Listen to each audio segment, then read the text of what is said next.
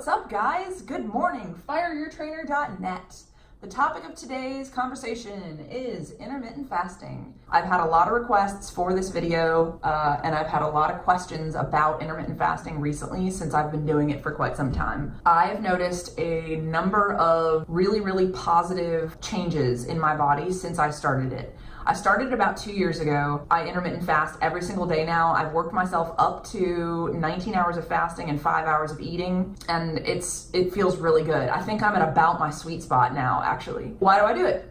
Number one, calorie control. It's really hard to jam down 2,500 calories in 5 hours of time. You don't have enough time to clear your stomach before you're already supposed to eat again. I have a hard time controlling my eating. Once I start, I cannot stop. I am a binge eater. I've been diagnosed with binge eating disorder, actually. That's part of what led me to gain to 200 pounds plus. I like eating large quantities of food when I sit down to eat. In one sitting during my heavy binge days, I ate 8 cheeseburgers, 2 supersized french fries, and a supersized sweet tea from McDonald's. That night for dinner, I had a large Domino's pizza by myself. So I was already on a bad road, but that is my binge eating disorder. This is why intermittent fasting works so well for calorie control, is because I can sit down to a 12 or 1,300 calorie meal, feel completely satisfied psychologically and physically, relax for a minute, get up, go about my day, keep doing things, now that I'm satisfied, and then do it all over again in 2, 3, 4 hours, something like that. It helps me manage my binge eating disorder more than anything I have ever come across. I'm an all or nothing person. If I pop the cork and I start eating, I can't stop. Intermittent fasting saves the day for binge eating disorder. Number 2, metabolic flexibility. What does that even mean? Basically, that just means that you can shift back and forth between fat burning and glucose burning.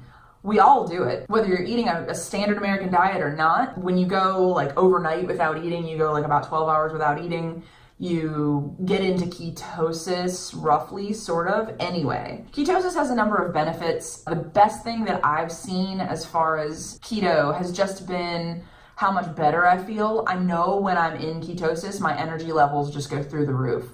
So that's a huge benefit to me because I start fasting, in the earlier evening the night before. By the time it's time to go see my clients the next morning, I'm just bubbling with energy. I'm ready to go.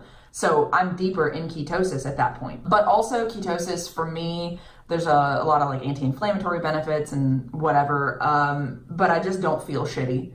I get to give my GI tract a rest and I feel really good. I've also gotten a little bit leaner since I started intermittent fasting, and I'm not sure whether that's more so the calorie control or shifting over into a fat burning metabolism. No matter what, I've gotten a lot leaner on roughly the same number of calories. Could be insulin sensitivity too. I'm not having to shuttle out as much. There have been studies done recently-ish showing that you do become more insulin sensitive as you intermittent fast longer and longer. So it's not like some God save thing that, all of a sudden your insulin sensitivity is quadrupled and you're not diabetic anymore, but it is enough that it would make me want to recommend it. So insulin sensitivity, if you are type 2 diabetic, it can help.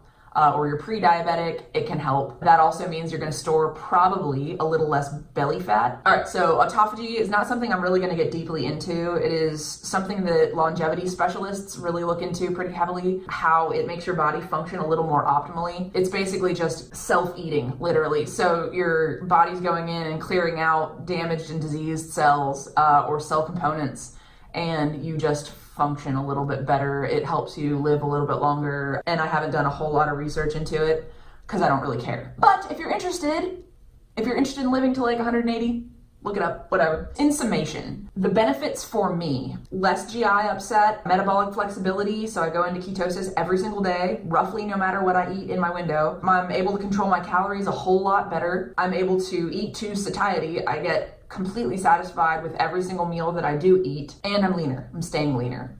And I'm sleeping better. So how do you start? Assuming you want to start. Well, you start picking a time window. I would wean yourself in. I started with probably 14:10, and I've worked my way up to 19:5. For most people, I would start in that 12, 13, 14 hour fast window. Just get your eating under control in a specified time period. Start paying attention to when you're eating. Start paying attention to your eating personality. Maybe 12-12 to start, 13, 14, 15, and so on. It seems to be that most people like to fall in the 16-8 window, or that's like the average person that intermittent fasts. I like to push the envelope just a little bit, and I want to go a little further. Probably about 3 times a week I'll train fasted. Do not push yourself too hard to do it, because then it becomes less sustainable. In the midst of all this, we have ghrelin. You're gonna wake up hungry, you're gonna be hungry, you're gonna have to suffer with this ghrelin hunger hormone. It's gonna tell you, ooh, you're starving.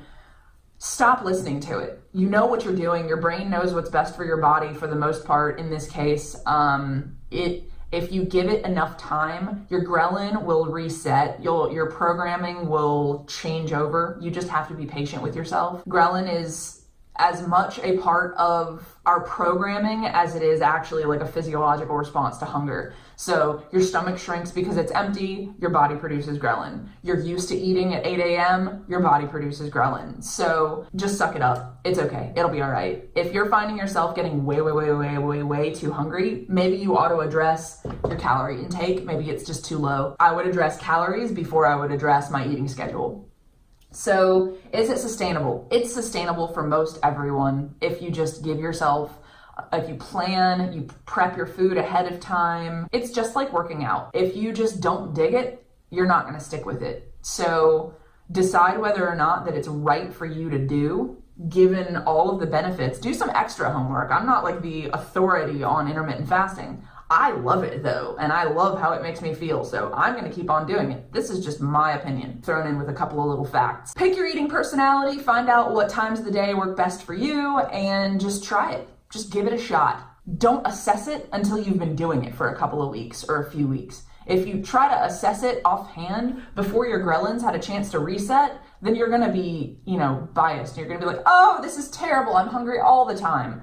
If I paid attention to that shit earlier on, I'd never intermittent fast, because I hate being hungry. And especially if I'm sitting around doing nothing and I'm just fucking bored, it's just gonna drive me crazy. So keep yourself occupied, get up, move around. That's really it for intermittent fasting. To sum it all up, it's gonna help you control your calories. It's gonna help you burn more fat while you're fasting, because you will get into ketosis. It's going to make you feel better all the time, because glucose burners feel great, ketone burners feel great. So you'll feel a lot better. Your energy will be a lot more balanced. It will help you become a little more insulin sensitive, especially if you're pre-diabetic or you have type 2 diabetes. All the help you can get, guys. Autophagy, who knows? We'll find out in time, since intermittent fasting is sort of a new thing. Start with a 12-12, work your way up, and give yourself some time to readjust your ghrelin levels. Your brain will reprogram and your body will reprogram. And find a eating window that is sustainable for you. If you like eating at night, eat at night. If you like eating in the morning, eat in the morning. But whatever is sustainable for you, it'll figure itself out. Thank you very much for watching. If you like this video, give me a thumbs up. Please subscribe. I'm gonna have a ton more videos coming up in the very near future. Have a great day, guys.